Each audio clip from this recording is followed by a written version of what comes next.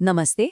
आज के इस एक्सप्लेनर में हम बात करने वाले हैं एक ऐसे सफर की जिसने इतिहास की दिशा ही बदल कर रख दी।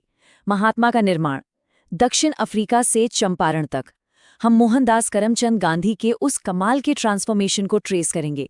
कैसे एक बेहद शर्मीला, संघर्ष कर रहा वकील जन अहिंसक प्रतिरोध का मुख्य आर्किटेक्ट बन गया। तो चलिए बिना किसी देरी के शुरू करते हैं।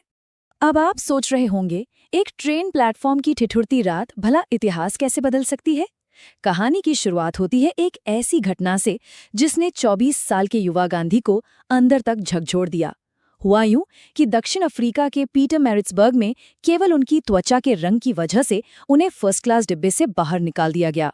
उनके पास एक वैलिड टिकट था, लेकिन जब उन्होंने थर्ड क्लास में जाने से मना किया तो उन्हें सचमुच ट्रेन से नीचे फेंक दिया गया। सोचिए उस रात उन्हें कैसा महसूस हुआ होगा। इतने बड़े अपमान के बाद कोई भी आम इंसान शायद हार मानकर भारत वापस लौट आता, है ना? लेकिन गांधी जी ने ऐसा नहीं किया। वो उस कड़कड़ाती ठंड में पूरी रात स्टेशन के प्लेटफॉर्म पर कांपते हुए बैठे रहे। और उसी रात उन्होंने एक फैसला किया कि वो वहीं रुकेंगे और उस देश के कानूनी भेदभाव का डट कर सामना करेंगे।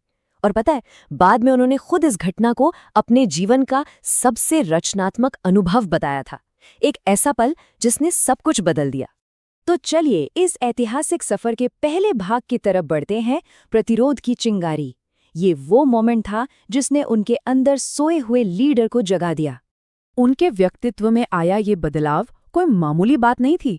जरा सोच कर देखिए, एक ऐसा इंसान जो इतना शर्मीला था कि बॉम्बे की अदालत में गवाहों से ढंग से सवाल तक नहीं पूछ पाता था। घबराहट में उसने अपनी फीस तक वापस कर दी थी। और अब वही इंसान नागरिक अधिकारों के लिए, अन्याय के खिलाफ एक चट्टान की तरह खड़ा था। ये मेंटल शिफ्ट सच में हैरान कर देने वाला था। अब आते हैं दूसरे हिस्से पर, आत्मबल या सोल फोर्स का निर्माण। ये दक्षिण अफ्रीका का वो क्रूशल टाइम था जहां उनकी इस फिलॉसफी को असल में शेप मिली। अब देखिए, ये रातों रात हुआ कोई चमत्कार नहीं था।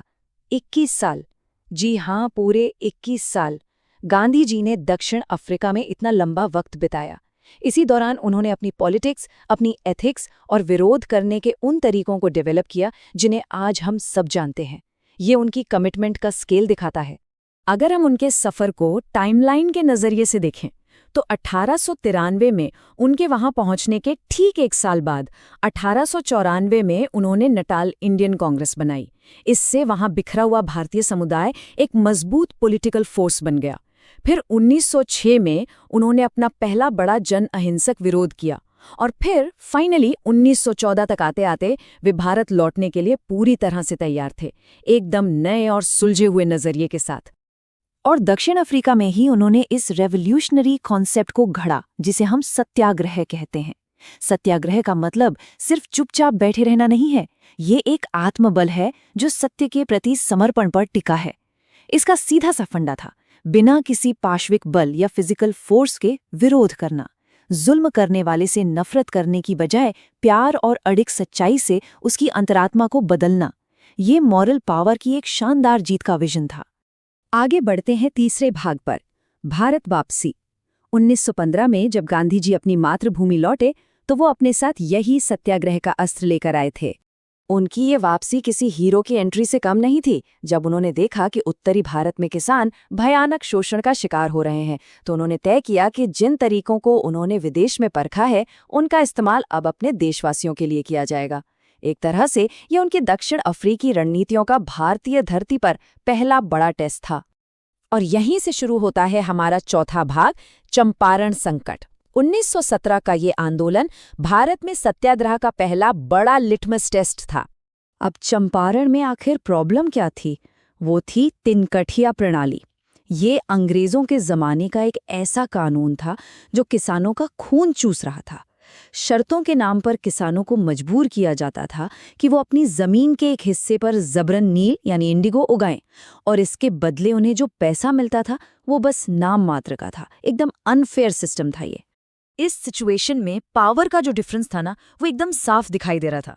एक तरफ थे ताकतवर एंग्लो इंडियन बागान मालिक, जिन्हें ब्रिटिश प्रशासन का पूरा सपोर्ट था और जो वर्ल्ड वॉर की वजह से नील की भारी डिमांड से मोटा मुनाफा कमा रहे थे। और उनके ठीक सामने थे बेचारे गरीब किसान, जो इन जबरन पट्टों के जाल में बुरी तरह फंसे हुए थे और जिनके अंदर इस सिस्टम को लेकर भारी गुस्सा भरा हुआ था। इस टेंशन भरे माहौल में एक लोकल किसान राजकुमार शुक्ल ने गांधी जी को वहां आकर किसानों का दर्द देखने के लिए इनवाइट किया।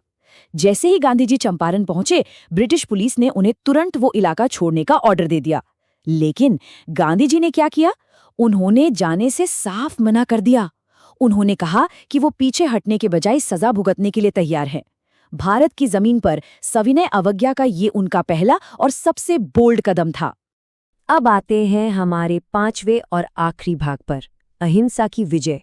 चलिए देखते हैं कि कैसे ये पूरा प्रेशर एक ऐतिहासिक जीत में बदल गया। इस जीत का रास्ता 3 अहम स्टेप से होकर गुजरा। सबसे पहले गांधी जी का वो निडर निष्क्रिय प्रतिरोध। उन्होंने हार नहीं मानी, जिसके चलते सरकार को मजबूर होकर एक सरकारी जांच आयोग बनाना पड़ा। और मजे की बात यह है कि गांधी जी खुद इस आयोग के मेंबर बने। फाइनली इस पूरी प्रोसेस का नतीजा निकला एक शांतिपूर्ण बातचीत से तय हुआ समझौता। तो इसका अल्टीमेट रिजल्ट क्या निकला? 25%। जी हाँ, उन ताकतवर बागान मालिकों को मजबूर किया गया कि उन्होंने किसानों से जो भी पैसा गलत तरीके से वसूला था, उसका 25% वो वापस करें। ये अमाउंट भले ही छोटा लगे, लेकिन ये असल में किसानों के स्वाभिमान और उनके अधिकारों की एक बहुत बड़ी जीत थी। और इस पूरे मूवमेंट की सबसे बड़ी अचीवमेंट थी उस शोषक तिनकठिया प्रणाली का पूरी तरह से जड़ से खत्म हो जाना। दशकों से किसानों को जकड़े हुए इस सिस्टम के टूटने का इम्पैक्ट इतना जबरदस्त था कि अगले एक ही दशक के अंदर उन बागान मालिकों ने वो पूरा इलाका ही हमेशा के लिए छोड़ दिया। गांधी जी ने कहा था, अधीरता, बर्बरता, उद्दंडता या अनुचित दबाव के लिए कोई जगह नहीं होनी चाहिए। ये सिर्फ एक कोट नहीं है, ये उनकी पूरी कार्यप्रणाली का बेस था। उन्होंने साबित कर दिया कि सच्चाई और अहिंसा पर डटे रहकर बिना हथियार उठाए भी दुनिया के सबसे बड़े साम्राज्य को झुकाया जा सकता है। इसी जीत ने आगे चलकर भारत की आज़ादी की वो मजबूत नींव रखी जिस पर आज हमारा देश खड़ा है। तो इस एक्सप्लेनर को खत्म करने से पहले मैं आपके लिए एक सवाल छोड़कर जाना चाहता हूँ।